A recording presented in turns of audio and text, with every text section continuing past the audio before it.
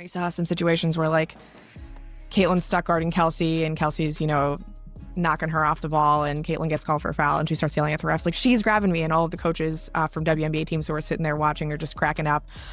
Kelsey had one situation where she sort of finished through traffic. She'd been struggling a little bit, got through to the hoop, just like yells right in like Becky Hammon and Nikki Fargas's face, and they're just like cracking up. The matchup with Kelsey Plum revealed even more. Plum was clearly using her physicality to knock Caitlin off her spots.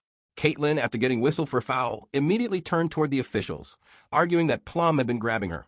Meanwhile, courtside, WNBA coaches like Becky Hammon and others were laughing, not mockingly but knowingly. They've seen this story before. This is the Caitlin Clark experience. She absorbs constant contact, fights through it, and when she finally pushes back, she's often the one penalized. Sabrina's detail about Plum's arm across Caitlin's chest is crucial. Under FIBA rules, that restricts freedom of movement and is a defensive foul. It wasn't called. On the other end, Plum powered through traffic, finished strong, and celebrated loudly, shouting toward Becky Hammon. That wasn't random emotion. That was two elite competitors battling for position, pride, and potentially the same roster spot. Both players are guards who need the ball. Both thrive under pressure. Both are proven winners. And neither is willing to concede ground. What matters here isn't who won the exchange. It's that Caitlin belonged in it. She wasn't overwhelmed. She wasn't passive. She pushed back physically and verbally. That's what competition at this level looks like. And it confirms that Caitlin isn't being evaluated as a novelty or future piece. She's being tested as a legitimate option right now. Being back on the court, you also got a quote out of Sue Bird about her being impressed with Caitlin just being engaged while she was out and getting back to being able to play. A little bit about what Caitlin looked like on the court, how much fun she was having, how important it was. And then someone else, Angel Reese on the other side, talking about Chicago. That was the article I was not expecting. Yeah, so we'll start with Caitlin. Obviously, she suffered a lot of just a bevy of injuries in her sophomore season, played her last game on July 15th, even before All-Star Weekend. This was her first real 5-on-5 action since. One of the most revealing moments from the scrimmages involved a veteran center, Erica Hampson, a two-time WNBA champion with Las Vegas. Sabrina described a play where Caitlin delivered a sharp entry pass, perfectly placed, but Hampson brought the ball down toward her waist. The result? The pass was deflected. Sabrina's immediate reaction said it all. You can't do that. You have to keep it high. That wasn't criticism of Hampson's skill. It was an acknowledgement of how different Caitlin Clark is as a passer. Caitlin doesn't simply pass to open teammates. She delivers the ball exactly where it must be for an immediate finish. Chest high, on time, no extra movement required, no adjustment necessary. That level of precision demands readiness from the receiver. If you hesitate or revert to old habits, the advantage disappears instantly. This is why Aaliyah Boston flourished alongside Caitlin. Boston understands that when Caitlin feeds you in the paint, you go straight up. No deep, no pause, one motion. But not every big in the league has played with a guard who operates at that level of exactness. Other elite guards, Chelsea Gray included, throw beautiful passes. But Chelsea's passes often involve creativity, flair, and improvisation. They sometimes require the recipient to adjust. Caitlin's passes are surgical. They arrive at the perfect angle, height, and timing. That difference matters at the international level. And when teammates aren't accustomed to that level of efficiency, it exposes just how unique Caitlin's playmaking truly is.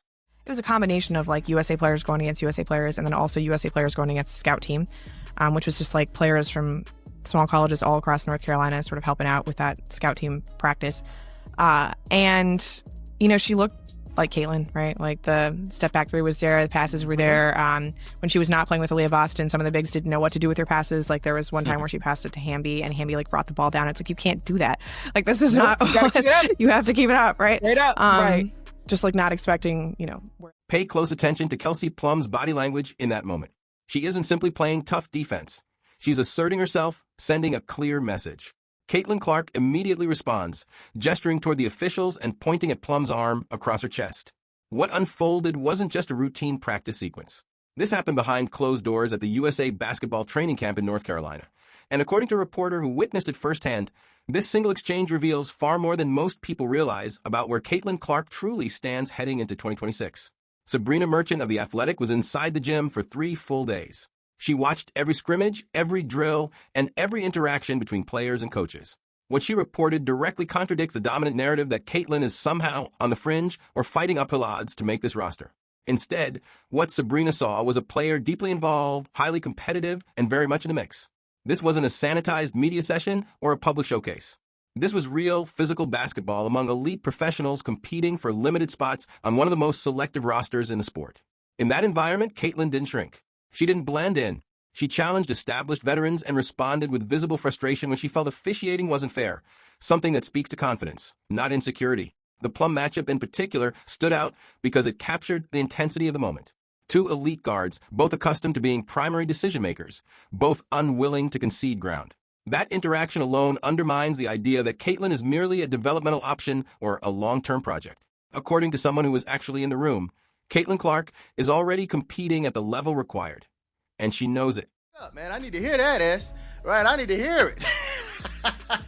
And Caitlin Clark having the whole crowd yelling at her. She's like, yeah, come on, yeah. And then ended up shutting them up. I mean, that video was crazy. I think it was a high school or maybe college. I think it was a college video. Whole crowd just shut up. The guys over there. Hey, man, two absolute dogs, man. And we know Caitlin Clark is going to give it to those refs if they are. What happened inside the USA basketball training camp gym in North Carolina tells a very different story than the one circulating publicly. It wasn't just another closed-door scrimmage. It was a moment that exposed exactly where Caitlin Clark stands among the elite, and it directly challenges the idea that she's on the outside looking in. The sequence began with a physical exchange between Caitlin Clark and Kelsey Plum. Plum wasn't merely defending. She was asserting dominance, using her strength to bump Caitlin off her path. Caitlin immediately reacted, pointing toward the officials and gesturing at Plum's arm across her chest. This wasn't frustration born from uncertainty. It was the response of a player who expects fairness because she knows she belongs. According to Sabrina Merchant of The Athletic, who spent 3 full days inside that gym, moments like this were constant reminders that Caitlin was not shrinking from competition. She was actively engaging in it. Sabrina's presence matters because she wasn't relying on secondhand impressions. She watched every drill, every scrimmage, every interaction. And what she reported contradicts the prevailing narrative suggesting Caitlin is a borderline candidate or a long-term development piece. Instead, she described a player fully immersed in the process, competing head-to-head with veterans who have already proven themselves on the biggest stages. One detail from her reporting stands out. She looked like Caitlin. That sentence carries weight when you consider the context. This is Caitlin's first true 5-on-5 action since July 15, 2025. Nearly 5 months away from live competition due to plantar fasciitis, an injury known for lingering pain and limited explosiveness. She hadn't rebuilt full conditioning. She hadn't logged game reps, and yet she was hitting deep step-back threes, manipulating defensive coverages, and threading passes through pressure as if she'd never left. What made this even more impressive was the defensive environment. The scout team wasn't instructed to play standard WNBA defense. They were told to play at FIBA physicality levels, a style that allows significantly more contact, hand-checking, and body-to-body defense. It's a tougher game, especially for perimeter players. Caitlin didn't just survive in that environment. She controlled it, all while still easing back from injury. That context reframes everything. This wasn't peak Caitlin Clark. This was a version of her still ramping up physically, already succeeding against international-level pressure. It forces an uncomfortable question. If this is what she looks like at less than full strength, what happens when she's healthy for an entire season? Sabrina also highlighted how Caitlin's playmaking exposed differences in basketball IQ and readiness among even elite teammates. One moment involved veteran center Erica Hampson, a 2-time WNBA champion.